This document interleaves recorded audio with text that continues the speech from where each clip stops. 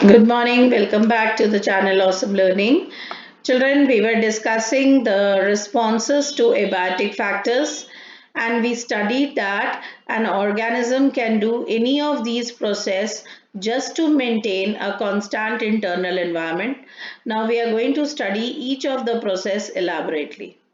So the first process or the response that can be shown by the organism is regulation or regulate. Now it is the maintenance of homeostasis by any kind of physiological and behavioral means, right? So it ensures the constant body temperature. As I told you in the previous video, if we have summers, if we are in a temperature which is very, very hot, what we try to do is we try to sweat, we try to feel cold. How do we do that? Sweating will help us to bring down the body temperature, right? And we will have lot of longer breaths.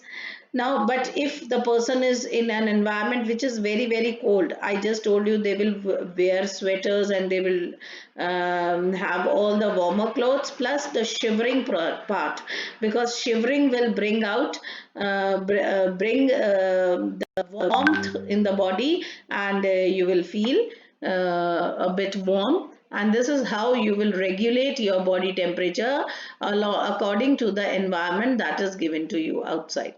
So it ensures constant body temperature, that is thermoregulation. If the temperature is regulated, then that is called thermoregulation.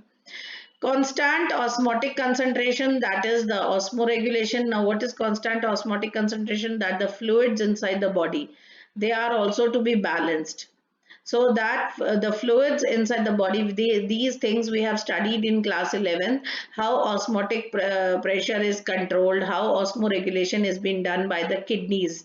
You have done that. So okay, so that portion is taken care again, and that is called osmoregulation. So if temperature is regulated, that is thermoregulation, and if osmosis, that is liquid content, is to be regulated, that is called osmoregulation. Example are all birds and mammals, very few lower vertebrates and invertebrates. They do this regulation part, that is, they regulate. We have seen that the success of mammals is mainly due to their ability to maintain a constant body temperature. Now, mammal is an organism which is very much successful. The number of mammals on this earth are higher than any other group of animals. Why? Because mammals have the ability to maintain the constant body temperature. So in summers, when outside temperature is more than the body temperature, that is more than 37 degrees centigrade, we do sweating. Okay, so this results in the evaporation. When the sweat will evaporate, when this sweat will evaporate, we will get a cooling effect, and this will bring down the body temperature. But in winters, when the temperature is below 37 degrees centigrade, we shiver, and it produces heat, and it raises the body temperature, right? Then children, regulate thermoregulation is energetically expensive. Now, yes, of course, if thermoregulation is to be done, it is energetically expensive, means that energy is being spent here. Energy is being spent here. Now, because something is to be spent, so it is expensive, right? Especially for small mammals. Examples, small mammals are shrews, hummingbirds. These are very small, and this results to be very expensive in such kind of animals. Thermoregulation इनके लिए बहुत costly पड़ता है. Reason is they have a large surface area relative to their volume. अब बच्चों को जब मैं ये बात बताती थी कि हमिंग बर्ड्स एंड श्रूज बहुत लार्ज सरफेस एरिया है, तो वो कहते थे कि मैम आप कह रहे हो एनिमल्स आर स्मॉल, तो सरफेस एरिया लार्ज कैसे होता है? बेटा, एनिमल्स आर स्मॉल, और उनके साइज के हिसाब से, जितने वो छोटे हैं उनके हिसाब से उनका सरफेस एरिया बड़ा है, और जितना सरफेस एरिया ज्यादा होगा, तो आपको पता है ना कि टेम्परेचर जल्दी लूज होगा। अब आप कप में चाय पीते हो और आप एक सॉसर में चाय पीते हो, तो जल्दी चाय किसमें ठंडी होगी? ऑफ कोर्स सॉसर में, क्योंकि उसका सरफेस एरिया ज्यादा है। तो जिसका सरफेस एरिया ज्यादा होता है, टेम्परेचर जो है वो बहुत जल्दी डाउन आता है। सो उन ऐसे एनिमल्स के लिए, क्योंकि इनका सरफेस एरिया ज़्यादा है, तो they will lose energy, and ये चीज़ इनके लिए एक्सपेंसिव हो जाती है ना, खर्च इनको ज़्यादा खर्च करना पड़ता है, तो that is expensive for them because they lose body heat very fast when it is cold outside. So then they have to expend much energy. तो इनका खर्चा ज़्यादा है टू जनरेट बॉडी हीट, अपनी बॉडी हीट को maintain करने के लिए, अपनी बॉडी की हीट को बनाए रखने के लिए इनको ज़्यादा एनर्जी खर्च करनी पड़ती है। So therefore very small mammals are rare in polar regions. अभी क्वेश्चन आपको आता है, ये लास्ट टू लास्ट ईयर 3 साल पहले भी ये क्वेश्चन आया था कि why do small animals are not found in the polar areas. छोटे एनिमल्स पोलर एरियाज में क्यों नहीं मिलते, ये क्वेश्चन आता है बहुत बार बोर्ड्स में। तो द रीजन इज कि छोटे एनिमल्स पोलर एरियाज में इसलिए नहीं दिखते बेटा क्योंकि polar regions are very cold, और अगर छोटे एनिमल्स वहां होंगे तो उनको बहुत ज्यादा एनर्जी एक्सपेंड करनी पड़ेगी to keep themselves warm, and ये उनके लिए एक बहुत expensive you can say process होगा, इसलिए smaller animals are not found in the polar regions. This question is very important. It is generally asked in the board exams, right? Then children, the next topic is confirm. So 99% of the animals and nearly all plants cannot maintain a constant internal environment. अब हम जानते हैं कि ये जो regulation part है, that is हम अपनी बॉडी का टेम्परेचर कंट्रोल कर लेते हैं या मेंटेन कर लेते हैं according to the outer environment, but हम कौन, only the mammals and very few animals. तो अगर हम देखें तो मैमल्स पूरे एनिमल फ्लोरा और फौना में मैमल्स ही एक है जो रेगुलेशन कर पाते हैं, बाकी 99% of animals and plants they can not do this regulation process, they can not maintain a constant internal environment, right? So their body temperature और osmotic concentration change होता रहता है accordingly to the surrounding environments. तो इसीलिए हम उनको बोलते हैं conformers, because they cannot regulate, so they are called conformers, right? So in aquatic animals, osmotic concentration of body fluids changes with that of the ambient osmotic concentration.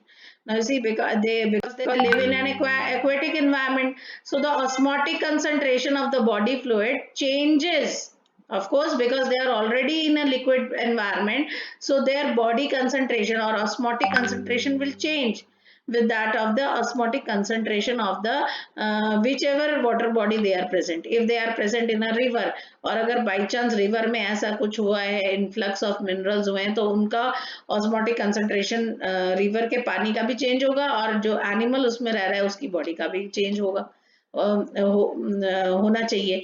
But problem ये है कि ये कन्फर्मर्स हैं, ये regulators तो है ही नहीं, तो ये आउटर एनवायरनमेंट के साथ अपनी बॉडी के इंटरनल एनवायरनमेंट को चेंज नहीं कर सकते, so they are called conformers.